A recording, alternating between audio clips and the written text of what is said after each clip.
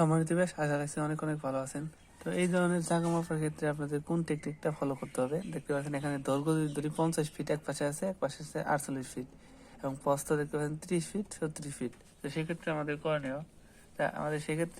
করণীয় হবে দৈর্ঘ্য দৈর্ঘ্য যোগ করতে হবে। 50 এবং 48 আমাদের যোগ করতে হবে। 50 এবং 48 যোগ করলে হবে আমাদের 98। আমরা এখন দৈর্ঘ্য লিখবো 98 এবং প্রস্থ 30 এবং 36। 30 এবং 36 এখানে আছে, আপনাদের দৈর্ঘ্য দুটো যোগ করতে হবে। যোগ করার পর আপনাদের যেটা আসবে সেটা হলো 66। 66কে আপনার 2 দ্বারা ভাগ করতে হবে। 2 দ্বারা ভাগ করতে হবে। তো ভাগ করার পর যেটা ফলাফল আসে 98কে আমরা যদি 2 দ্বারা ভাগ করি তাহলে আমাদের এখানে আসবে কত? 49। এবং প্রস্থ যদি ভাগ করি 2 দ্বারা, এখানে আসবে আমাদের যেটা আসবে 33। এবার যেটা করতে হবে আমাদের 49 এবং 33 গুণ করতে হবে। তো আমরা ক্যালকুলেটর দ্বারা গুণ করবো। আমরা ক্যালকুলেটর দেখি, এখানে গুণ করার অপশন 49 এবং 33 আমাদের গুণ করতে হবে। তো অবশ্যই মনোযোগ সহকারে 49 গুণ 33, তো আমাদের ফলাফল আসবে এত।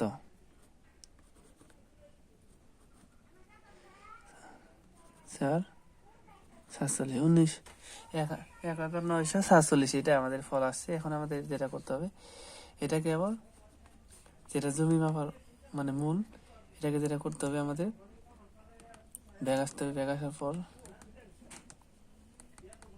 আমাদের যেটা করতে হবে, এটাকে আমাদের 4,435 দ্বারা ভাগ করতে হবে। এটাকে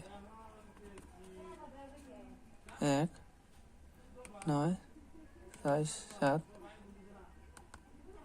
ভাগ 435, 4 3 5। তো এখানে দেখতে পাচ্ছেন জমির পরিমাণ 4.5 ডিসিমের কিছু কম আছে। তো এখানে আমরা লিখবো 2 অক্ষর নেব, 8 নেব। তো আমাদের এখানে 4.5 ডিসিম জায়গা আছে। তো এখানে এইভাবে মাপা পদ্ধতি, আপনার যদি ভিডিওটা যদি ভালো লাগে অবশ্যই চ্যানেলটি সাবস্ক্রাইব করবেন, এবং যে কোনো জায়গা কিন্তু মাপতে পারবেন। স্কোয়ার ফিট মানে দৈর্ঘ্য দৈর্ঘ্য যোগ করতে হবে, প্রস্থ যোগ করতে হবে, তারপর 2 দ্বারা ভাগ করতে হবে। ভাগ করার পর আপনাদের যা ফল, আবার এটা গুণ করতে হবে। দৈর্ঘ্য এবং প্রস্থ যা বের হবে, এটা ধরেন দৈর্ঘ্য হচ্ছে 49 এবং প্রস্থ হচ্ছে 33।